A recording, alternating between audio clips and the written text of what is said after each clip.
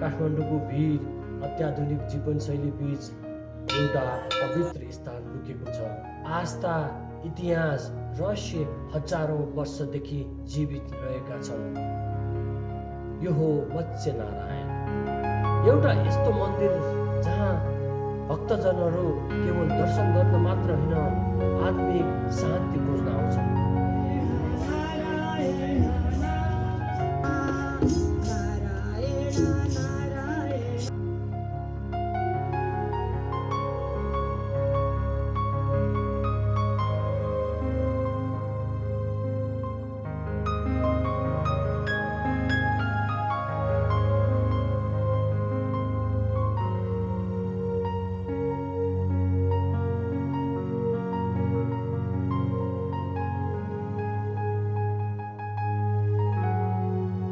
काठमाडौँ उपत्यका दक्षिण पश्चिम क्षेत्रमा रहेको मत्स्य गाउँ शान्त वातावरण, हरियाली डाँडाकाँडा, धार्मिक आस्थाले भरिएको स्थान। यस मन्दिरलाई भगवान विष्णुको मत्स्य अवतारसँग जोडेर हेरिने गरिन्छ। धेरै भक्तजनको विश्वास छ यहाँ आएर पूजाआजा गर्दा मनोकामना पुरा हुन्छ।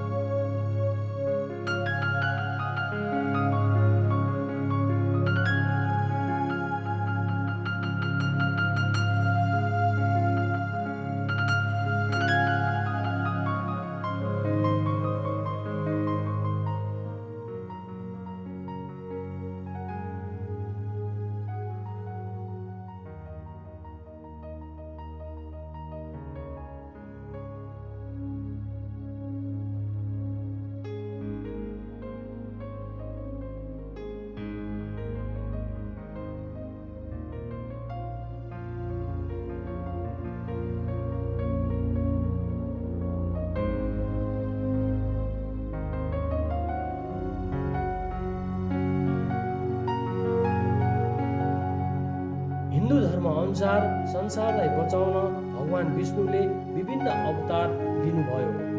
ती अवतार मध्ये पहिलो अवतार मानिन्छ मत्स्य अवतार अर्थात् माछा अवतार। कथा अनुसार राजा मनुले एउटा सानो माछालाई बचाएको थिए।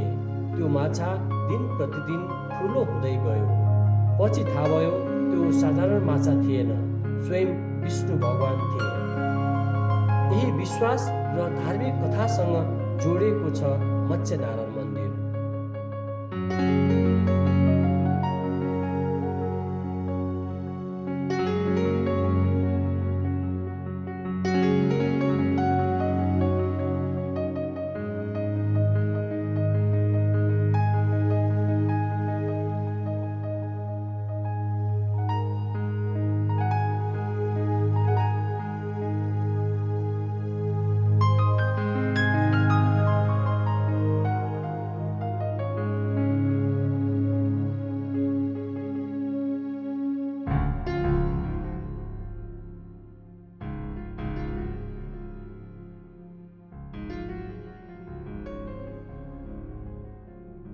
यो परम्परागत प्यागोडा शैलीमा बनेको यो मन्दिर धार्मिक स्थल मात्र होइन, यो नेपाली कला, संस्कृति, वास्तुकलाको उत्कृष्ट नमुना हो।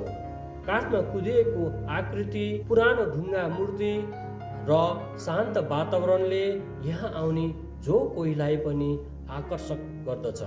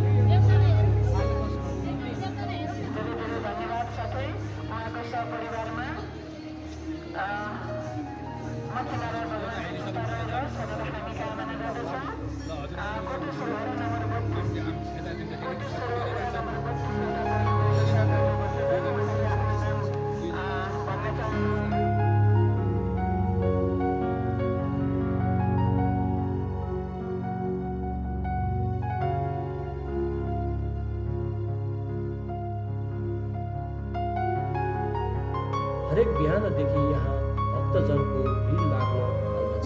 स्वास्थ्यको कामना गर्दछ, कोही पारिवारिक सुखको त कोही आत्मिक शान्तिको खोजीमा यहाँ आउने गर्दछ। धर्म र विश्वासको शक्ति यति गहिरो छ किन कहिलेकाहीँ शब्दभन्दा बढी भावना बोल्दछ।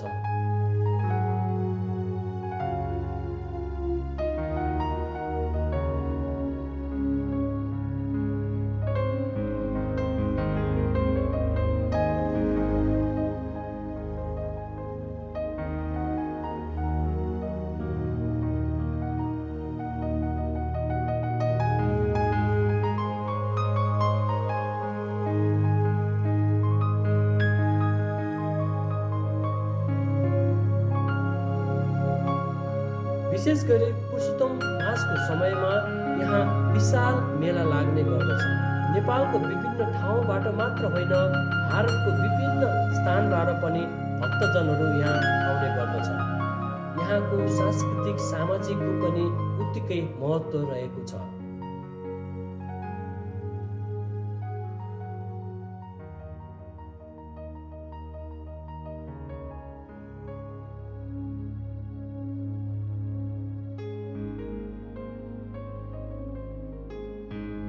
समय बदलिन्छ, मान्छे बदलिन्छ, तर आस्था कहिले बदलिँदैन।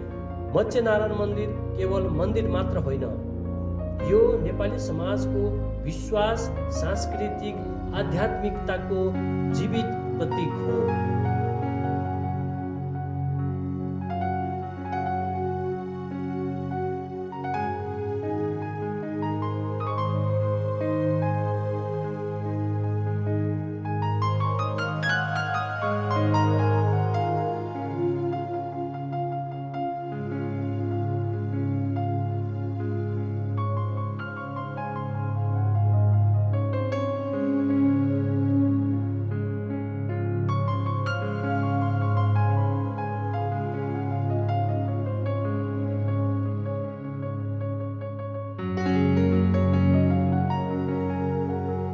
यदि तपाईँ कहिले काठमाडौँ आउनुभयो भने एकपटक मत्स्यनारायण अवश्य पुग्नुहोला। सायद यहाँ तपाईँले केवल मन्दिर मात्र होइन, आफ्नो मनको शान्ति पनि भेट्नु